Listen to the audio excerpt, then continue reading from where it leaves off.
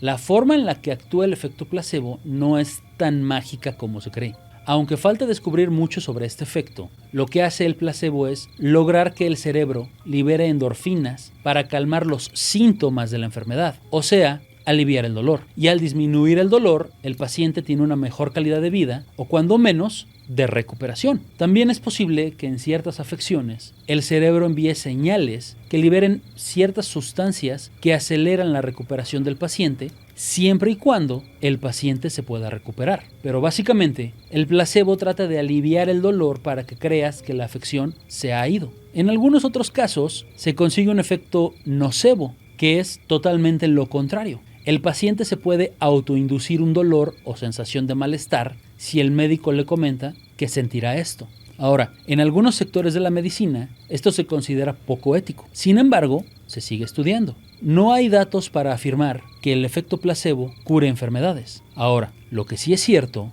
es que puede causar alivio o dolor. Así que esto explicaría por qué los pacientes de Pachita sentían que les abrían el cuerpo y un dolor indescriptible que los llenaba por dentro, para después sentir alivio casi inmediato. Era una combinación de efecto nocebo y efecto placebo. Pero, ¿qué tiene que ver Pachita con el gran Peter Popov?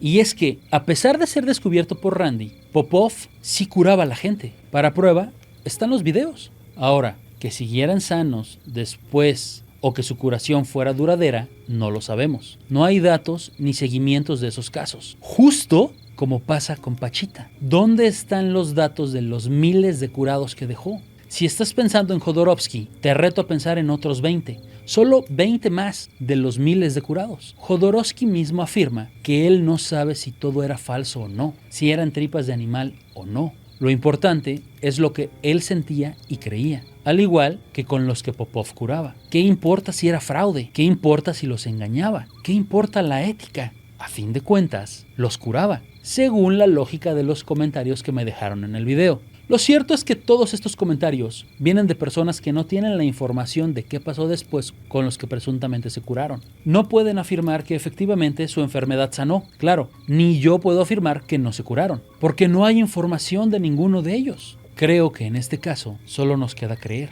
así como las personas que curó Popov, ellos creían en él.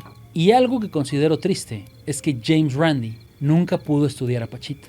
Hubiera sido muy interesante saber si hubiera logrado convencer a este mago, así como convenció al grandísimo científico Jacobo Grinberg, del cual mencionaremos algo importante más adelante, pero ten paciencia, ya vamos para allá. Ahora, no todo es tristeza respecto a Randy y las curaciones psíquicas, ya que, aunque no estudió a Pachita, la santa, sí estudió el fenómeno en Filipinas, donde estas operaciones se presentan como operaciones milagrosas sin cuchillos. Curiosamente, Randy, después de investigar este fenómeno, logró obtener dichos poderes y replicarlos. Solo que Randy prefirió no dedicarse a estafar gente haciendo estas mágicas curaciones, que por cierto, todas son básicamente iguales en todo el mundo. No. Él prefirió mostrar cómo es que se realizan y desmitificar esta farsa. A Randy le encantaba mostrar a la gente lo que cualquier mago puede hacer, haciendo énfasis en que todo es solo un truco. Claro, sin revelar cómo se hace, pero sin mentirle a la gente, haciéndole saber en todo momento que no es más que eso, un truco. Déjenme mostrarles algo. Este es un pequeño y lindo reloj. Aquí está, sosténlo fuerte, no lo pierdas. ¡Oh, mi Dios! ¿Qué pasó? Oh, lo tenía el caballero en su cintura y no lo sabía. Aquí tienes, ya está de vuelta tu reloj. El truco nunca funciona solo. La audiencia siempre ayuda. Si uno hace su trabajo bien, ellos querrán ser engañados. Ahora, ¿qué tiene que ver todo esto con Pachita? Otros curanderos, Grinberg y Randy. Bueno, lo que Randy buscaba era mostrar que todo esto, la realidad que nos rodea, es todo lo que hay. Quien trate de hacerte creer que la magia existe, te está engañando. Y no tiene nada de malo disfrutar estos trucos, siempre y cuando seas consciente de que no son más que eso, trucos.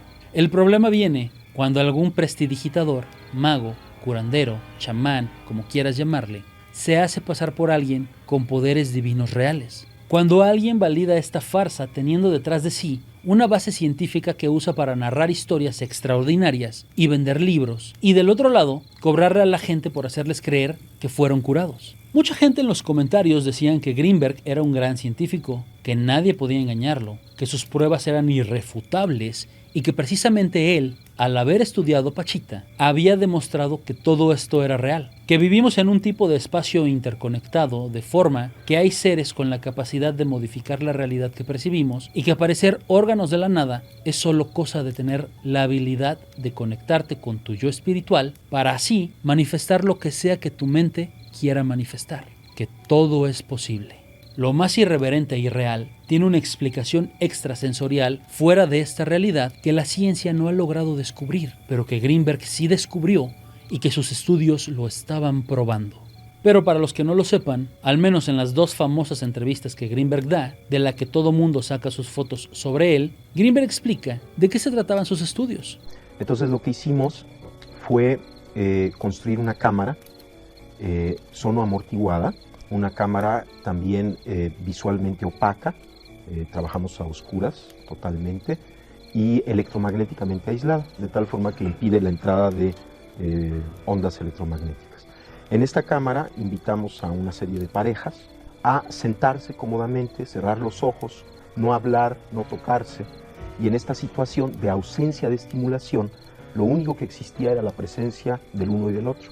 Más tarde o más temprano, lo que estas dos gentes empezaban a sentir era precisamente esto, la presencia del uno y del otro, hasta que llegó un momento en el que la sensación de la mayoría de ellos era que estaban en contacto directo, se sentían uno al otro, sin necesidad de utilizar lenguaje.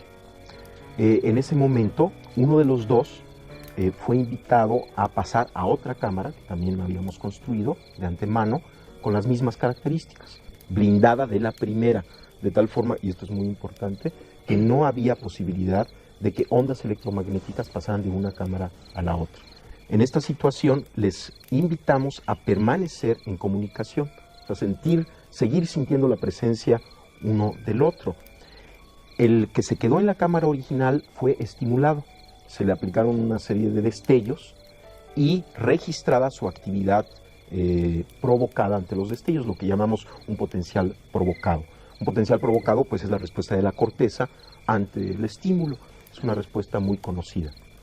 Y simultáneamente estábamos registrando la actividad cerebral de la otra persona que no fue estimulada, que no sabía que su compañero estaba siendo estimulado, y lo que observamos es que cuando aparecía un potencial provocado en la persona estimulada, en la otra persona también aparecía un potencial que era sincrónico con la aparición del estímulo, con la presentación del estímulo. Básicamente lo que comprobó es que dos personas pueden percibir sensaciones similares estando separados uno del otro, que podían formar una conexión con otra persona con la cual presentías las sensaciones del otro. Pero eso dista muchísimo de comprobar que vivimos en una Matrix y que hay gente que puede aparecer materia de la nada o sanar con el poder de la mente a otros.